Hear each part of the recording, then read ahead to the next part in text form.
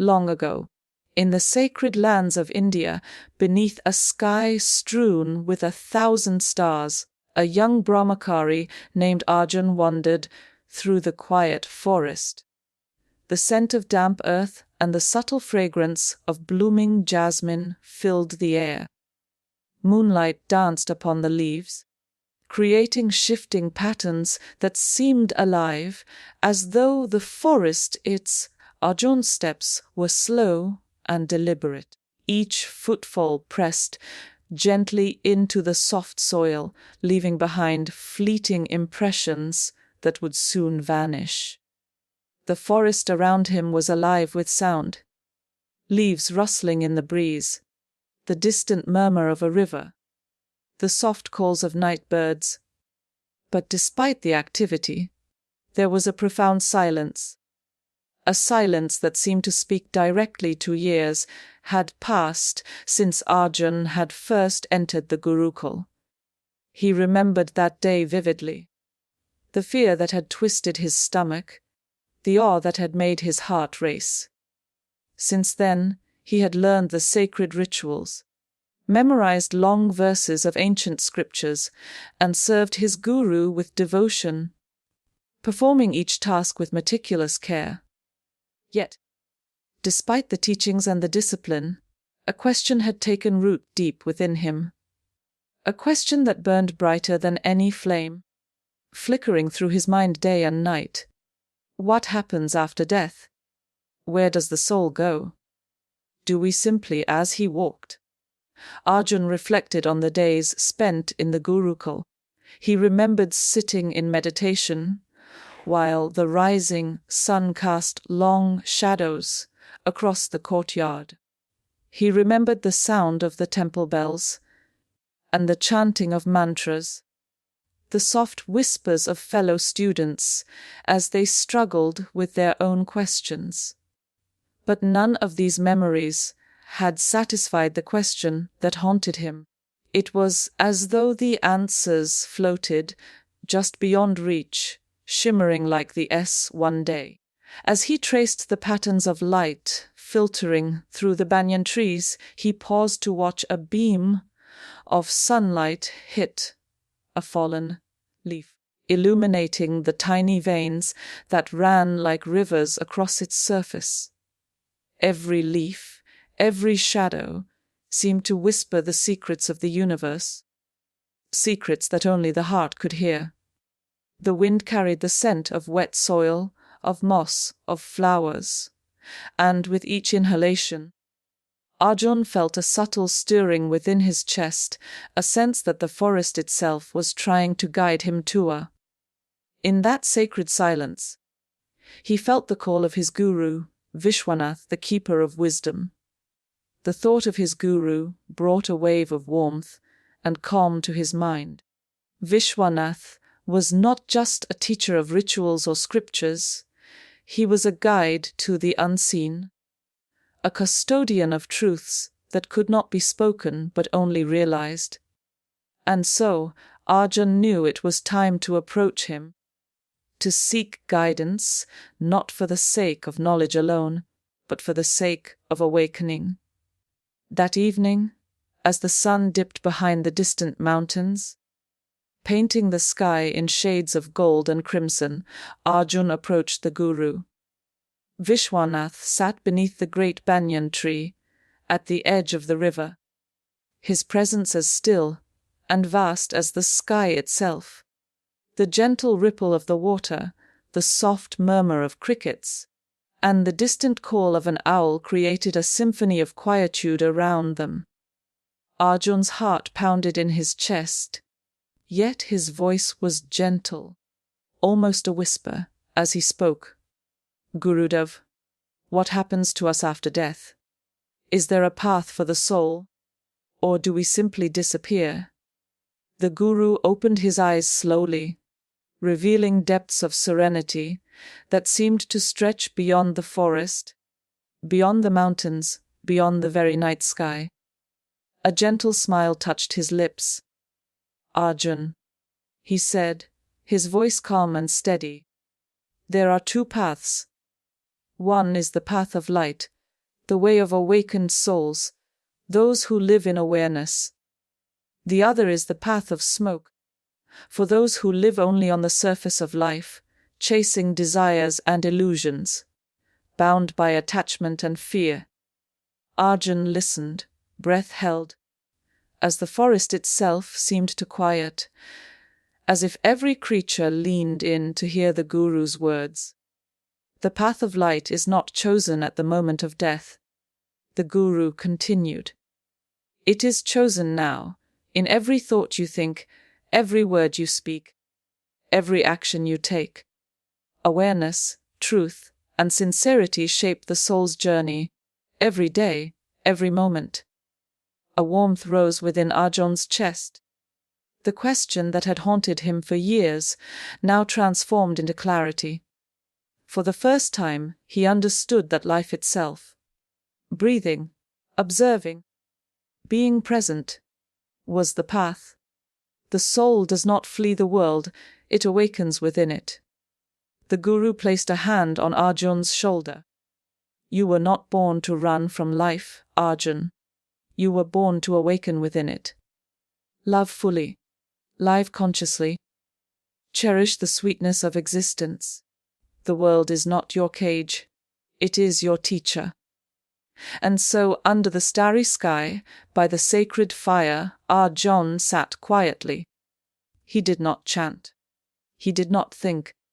He simply was. Present, still. Remembering the truth that had always been within him. Pure awareness, untouched by birth or death. As the fire crackled softly, sending sparks, dancing into the night sky, Arjun remained seated beneath the banyan tree. The gentle rustle of leaves whispered through the branches above him, as if the forest were alive, with secrets waiting to be revealed. He closed his eyes, breathing deeply, trying to feel the subtle currents of life moving through the earth, the air, and his own body. For days, he had wandered the forest in search of clarity, but it was here, in the stillness beside his Guru, that the first true understanding began to stir. Vishwanath remained silent, his presence a steady river of calm, and in that silence, Arjun felt a profound connection to all that existed. Gurudev. Arjun finally spoke, his voice low, almost blending with the whisper of the wind. How does one know if they are truly walking the path of light? The Guru opened his eyes, slowly, the faint glimmer of the fire reflecting in them. Arjun, he said, the path of light is not a path that can be measured or seen with the eyes. It is a path felt with the heart. Every act of kindness, every moment of awareness, every thought chosen with sincerity. These are the footprints on the path. One who walks it learns to see life itself as a mirror of the soul. Arjun pondered these words. He thought of the other students at the Gurukul. Some driven by ambition, some by fear, some by habit alone. Many of them memorized the scriptures without ever understanding their essence. Many performed rituals mechanically, their hearts absent from the sacredness of the acts. Arjun realized that he, too, had often been like that, performing duties, learning verses, yet seeking something beyond the outer forms. The Guru's voice pulled him back from his thoughts. Let me tell you a story. Long ago, a student came to me, much like you. He asked the same question. Gurudev, how does the soul find its way? I gave him a task. I asked him to plant a seed and tend it each day, observing it, feeling its growth, and nurturing it without expectation. After many months, he understood. The seed grew, not because he wished it to, not because he commanded it, but because he cared and acted with awareness. So too does the soul grow, not through desire or fear, but through the conscious choices of each day. Arjun listened, his mind painting the image of the tiny seed, its roots reaching into the soil, its shoots breaking toward the sun. "And what if one strays, Gurudev?" he asked quietly. Vishwanath's gaze was steady, kind, yet unwavering. "The path is never lost, Arjun. Even in wandering, the soul learns. Even in darkness, light exists. Awareness is the compass. When you realize you have strayed, return with humility, observe your actions, and choose once again. Each moment is a chance to walk the path." The night deepened, and Arjun felt the cool embrace of the air around him. Stars sparkled like countless tiny flames, each a silent witness to the timeless dance of the universe. He thought of his own heart, the fears he carried, the doubts that had shadowed him. Slowly, he began to sense a gentle shift, a lightness, a quiet knowing that had not been there before. In the following days, Arjun immersed himself in small acts of service. He tended the sacred garden, carefully watering each plant, feeling the life in the soil and the pulse of the earth beneath his fingers. He helped other students with their studies, offering guidance when asked and practicing patience when challenged. Each action became a meditation, each moment a small awakening. One morning, as the sun rose with a golden glow, he walked to the river to collect water for the morning rituals. He paused to watch the reflection of the sky in the water. For the first time, he did not rush. He did not think of his duties, his fears, or his questions. He simply watched. The water mirrored the vastness above, and in that reflection, he felt the vastness within himself. Days turned into weeks. Arjun's heart began to change. The constant questioning remained, but it became softer, more patient. He realized that seeking was not about finding a final answer, but about embracing the journey, moment by moment. Every breath, every step, every thought mattered. Awareness itself became a sacred practice. One evening, as he sat again beneath the banyan tree with his guru, Arjun felt compelled to speak. "Gurudev, I feel the light within me, yet shadows remain. How does one embrace both?" Vishwanath smiled. "Arjun, the path of light does not reject shadows. To deny the darkness is to deny the whole of existence. The soul awakens not by fleeing the shadow, but by acknowledging it, observing it, and choosing the light consciously. Only then does the light shine without obstruction." Arjun contemplated this. He remembered moments of anger, fear, jealousy, and doubt, shadows he had tried to ignore. And yet, when he acknowledged them without attachment, he felt a freedom he had never known. The shadows were no longer chains, they were teachers, reflections of the parts of himself he had yet to understand. In the weeks that followed, Arjun's understanding deepened further. He learned to move through the forest with complete awareness, listening to the wind, feeling the textures of bark and leaf, observing the patterns of animals without judgment. Each encounter became a meditation, each sound a sacred note in the symphony of life.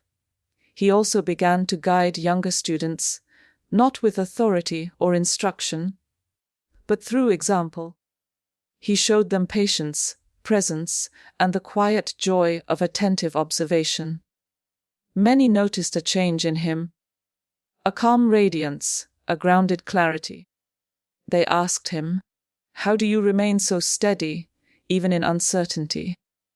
Arjun would smile and say nothing, for he knew that words alone could not convey the experience. But in his actions, in the way he moved, in the way he breathed and observed, The teaching became clear: awareness is the true guide, and every moment is sacred. As the season shifted, Vishwanath gathered all the students for the annual ritual by the river. Arjun observed the preparations, noting the intricate patterns of flowers and the careful arrangements of offerings. But unlike before, he did not feel nervous or rushed. He moved with mindfulness, performing each step with awareness, offering each action as a gesture of devotion, not obligation. When the ritual began, Arjun felt a profound connection to all around him. The flowing river, the rustling trees, the students, the sacred chants. Time seemed to stretch and dissolve. He felt as though his consciousness merged with the vastness of the universe. In that moment, he understood fully and deeply life itself was the path, and each conscious choice, each mindful action, each moment of awareness was a step on the path of light. That night, as stars blanketed the sky, Arjun sat quietly by the fire. His heart was full, yet open. He did not seek answers. He did not strive. He simply was. Present. Still. Alive in the eternal dance of existence. And in that presence, he knew the truth his guru had always taught. The soul awakens not by escaping life, but by embracing it fully, moment by moment, breath by breath, with love, awareness, and clarity.